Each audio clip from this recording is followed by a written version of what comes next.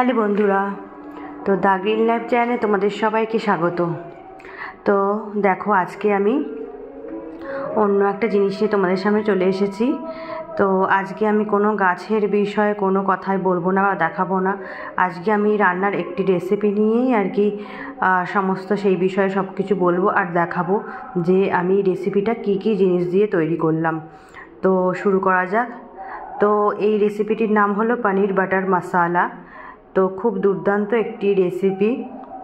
তো আপনারাও চাইলে বাড়িতে বানিয়ে খেতে পারেন। তো প্রথমেই আমি 600 গ্রাম পনির নিয়েছি। সেটাকে চৌকো চৌকো করে কেটে মিডিয়াম সাইজ রেখে ছোটো করে কেটে নিয়েছি। এরপর আমি হালকা তেলে এটাকে ভেজে নিচ্ছি। হালকা করে ভাজবো, কোনো ডিপ ফ্রাই করব না। তো দেখো, আমি পনিরগুলো কিন্তু ভেজে নিচ্ছি এরকম করে। তো এর দুটি পদ্ধতি আপনারা করতে পারেন। একটা হচ্ছে হালকা তেলে ভাজতে পারেন, আর একটা হচ্ছে গরম জল করে সেই গরম জলে পনিরগুলো রেখে দিতে হবে, একদম গরম জলে, অনেক যথেষ্ট গরম জলে রেখে দিতে হবে। আর সেই পনির দিয়ে বাটার মশলা আপনারা করতে পারেন। আবার পনিরটা ভেজেও হালকা আমার মতন ভেজেও নিতে পারেন। তো আমি এক্ষেত্রে পনিরটাকে হালকা ভেজেই নিয়েছি। তো দেখুন, আমি হালকা করে ভেজে নিচ্ছি পনিরগুলো। কোনো রকম ডিপ ফ্রাই আমি করব না, তাহলে ডিপ ফ্রাই করলে এর সফটনেসটা চলে যাবে,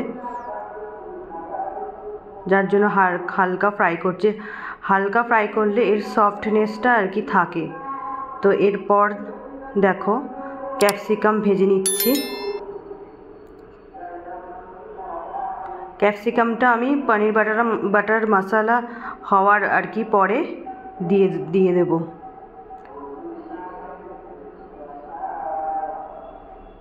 পনির বাটার মশলা আর কি নামানোর সময় আর কি এটা দিয়ে দেব, এই ক্যাপসিকাম, সেজন্য আগের থেকে ভেজে নিচ্ছি।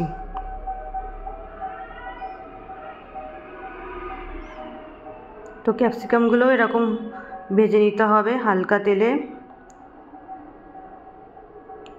তো দেখুন, আমি যেহেতু কড়াইটা প্রচণ্ড গরম ছিল, যার জন্য কয়েকটা প্রথম দিয়েছিলাম কয়েকটা, সেগুলো আর কি বেশি ফ্রাই হয়ে গেছে, 3-4টে মতন। এমনি আর সব ঠিক আছে। এরপর দেখুন, আমি রিফাইন অয়েলে পেঁয়াজ দিয়ে দিলাম। পেঁয়াজ, টমেটো আর কাজু বাদাম একটু হালকা ভেজে নেব, হালকা করে ভেজে নেব, বেশি ফ্রাই করব না। জাস্ট একটু নরম হয়ে আসলেই আমি আর কি নামিয়ে দেব।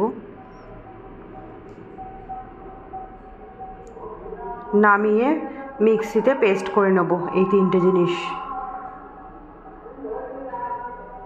পেঁয়াজ, টমেটো আর কাজু বাদাম, এই 3টে জিনিস আমি আর কি পেস্ট করে নেব মিক্সিতে। হালকা ভেজে নিয়ে এই 3টে জিনিস আমি পেস্ট করে নেব। তো আমি এই 600 গ্রাম পনিরের জন্য 2টো টমেটো আর কি কেটেছি। 2টো টমেটো আর কি এই ভেজে পেস্ট করব, কিন্তু আপনারা চাইলে কিন্তু আরও বেশি টমেটো আর কি দিতে পারেন, কোনো সমস্যা নেই। 2টোর বদলে 3টে কি 4টে টমেটোও দিতে পারেন। আমি একটু কম টমেটো দিয়েছি, 2টো টমেটো দিয়েছি।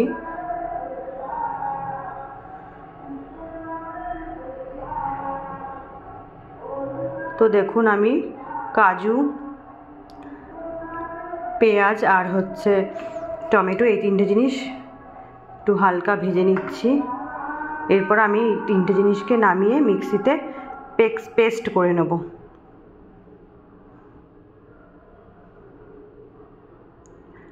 তো এক হাতে ফোনের ক্যামেরা ধরে আছি, আর এক হাতে রান্না করছি। খুবই চাপের বিষয় আর কি।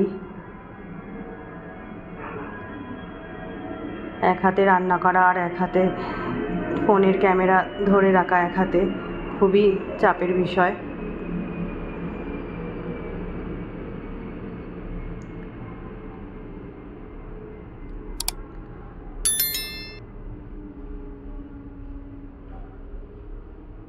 তো দেখুন, প্রায় ভাজাটা আমার হয়ে গেছে।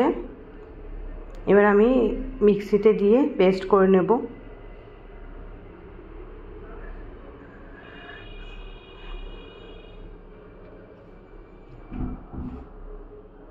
এরপর দেখুন আমি কড়াইতে অল্প একটু তেল নিয়ে নিয়েছি আর একটু বাটার নিয়ে নিয়েছি।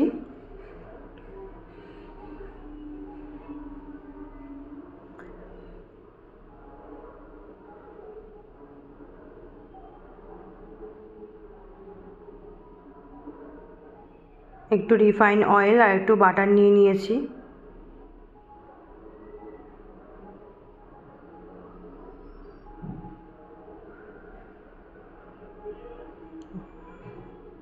একটু গরম হয়ে এলে আমি এবার গোটা গরম মশলা এর মধ্যে দিয়ে দেব। তেল আর এই বাটারটা গরম হয়ে আসলে আমি গোটা গরম মশলা দিয়ে দিচ্ছি। লবঙ্গ, এলাচ, দারচিনি আমি দিয়ে দিচ্ছি। এই তিনটে জিনিস গোটা গরম মশলা আমি ভেজে নেব একটুখানি।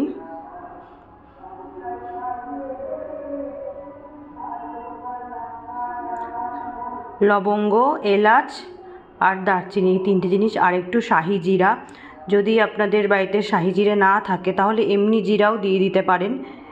তো আমি এক্ষেত্রে এই পানির বাটার মশলা আর কি বানানোর জন্য শাহি জিরা কিছুটা পরিমাণ দিয়ে দিচ্ছি।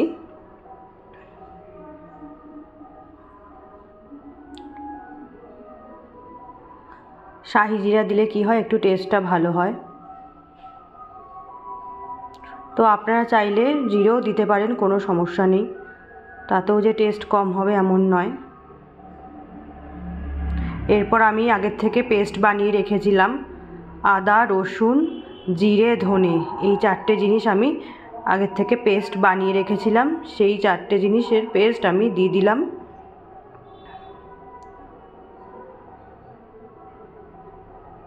এবার ভালো করে একটুখানি খুন্তি দিয়ে নেড়ে নিতে হবে যাতে তলায় না লেগে যায়।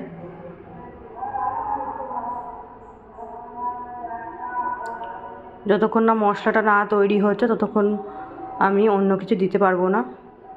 এর মধ্যে একটুখানি লঙ্কার গুঁড়ো, জাস্ট কালারের জন্য একটু লঙ্কার গুঁড়ো দিচ্ছি।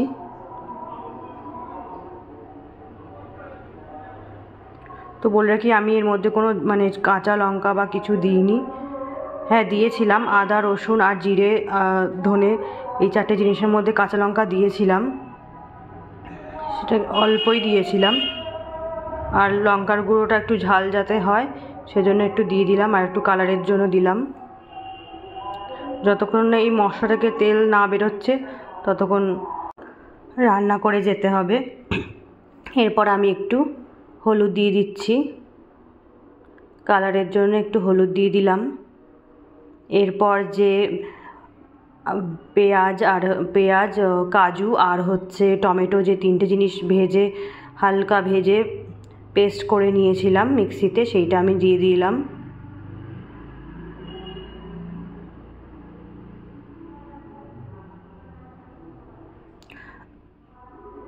তো একটু ফুটছে, যার জন্য আমি হালকা করে একটু জল দিয়ে দেবো। মিক্সির ওই কন্টেনারটা ধুয়ে আমি একটু জল দিয়ে দেবো এর মধ্যেই, কড়াইয়ের মধ্যে। দেখুন কালারটা কতটা সুন্দর এসেছে।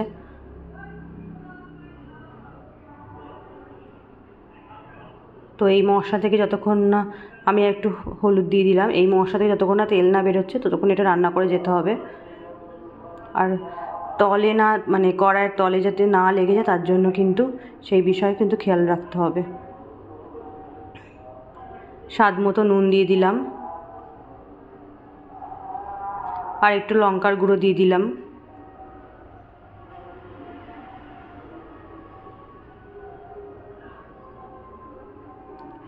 তো বলে রাখি, আমি কদিনের জন্য বাপের বাড়িতে এসেছিলাম, তো সেখানেই আমি রান্নাটা করছি আর কি।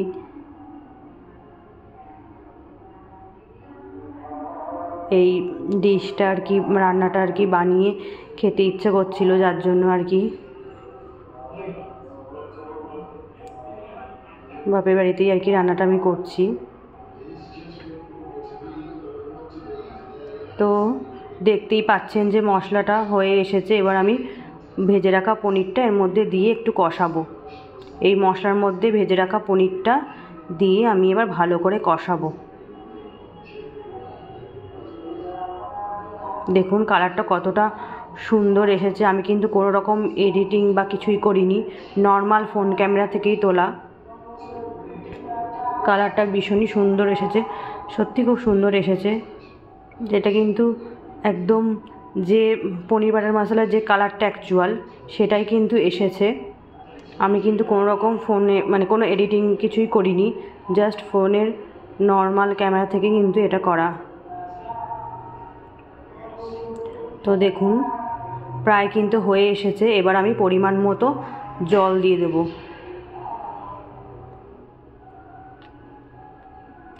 তো এক্ষেত্রে আমাদের মানে বাড়িতে সবাই একটুখানি মানে গ্রেভিটা বেশি পছন্দ করে, সবাই আর কি বেশি গ্রেভিটা পছন্দ করে, যার জন্য আমি একটুখানি মানে একটু বেশি জল দেব। আপনারা চাইলে কিন্তু কম জল দিতে পারেন, কিন্তু একদম পাতলা হলে কিন্তু যে জিনিসটা মোটেই টেস্ট হবে না। সেরকম বুঝে আপনাকে জলটা দিতে হবে, একদম বেশি জল দিলেও কিন্তু যে মানে ফ্লেভারটা আসবে না।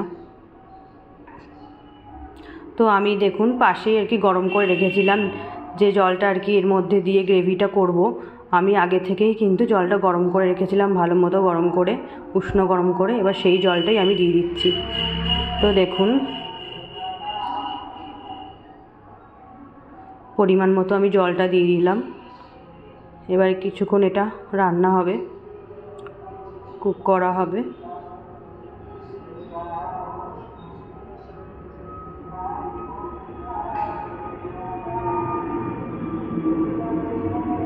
তো আমি একটু গরম মশলা দিয়ে দিলাম। এই গরম মশলা কিন্তু বাড়িতে বানানোই আর কি গরম মশলা।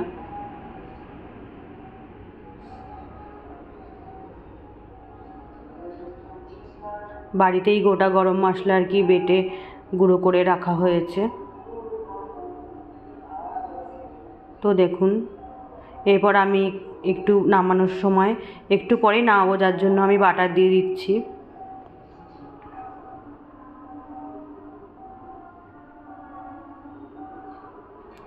তো দেখুন আমি বাটার দিয়ে দিলাম।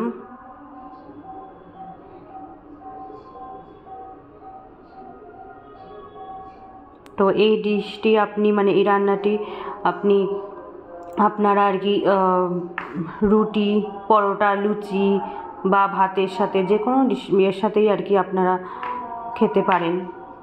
এরপর আমি একটুখানি কসুরি মেথি দিয়ে দিচ্ছি টেস্টের জন্য। তো আমার মাই আর কি দিয়ে দিল কসুরি মেথি, একটু হাত দিয়ে ডলে গুঁড়ো করে দিতে হবে। কসুরি মেথি শুধু এই রান্নায় নয়, চিকেন যে কোনো রান্নায় আপনারা কসুরি মেথি নামানোর সময় দিতে পারেন। চিকেন, মাটন, পনির যে কোনো ডিশের পরেই আপনারা কসুরি মেথিটা দিতে পারেন, খুবই ভালো খেতে হয়। দেখো এই রেসিপিটি প্রায় আমার হয়ে এসেছে। এরপরে একটুখানি সামান্য চিনি দিয়ে দিলাম। দেখুন কালারটা কতটা সুন্দর এসেছে। এরপর সামান্য একটু চিনি দিয়ে দিলাম,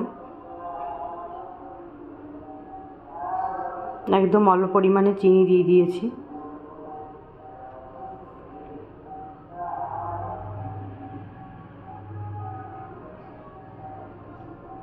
দেখুন প্রায় হয়ে এসেছে। এরপর নামিয়ে দেব।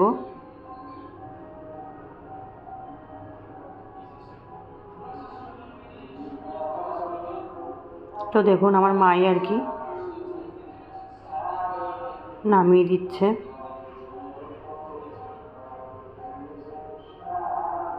দেখুন কতটা সুন্দর কালার এসেছে, আর যথেষ্ট মানে ভালো খেতেও হয়েছিল, খুবই সুন্দর খেতে হয়েছিল।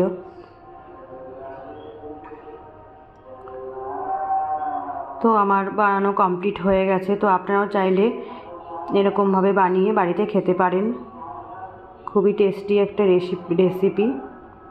তো আমার ভিডিওগুলি যদি আপনাদের ভালো লেগে থাকে তো অবশ্যই লাইক, কমেন্ট, শেয়ার এবং সাবস্ক্রাইব করতে ভুলবেন না। তো আজকের জন্য এটুকু।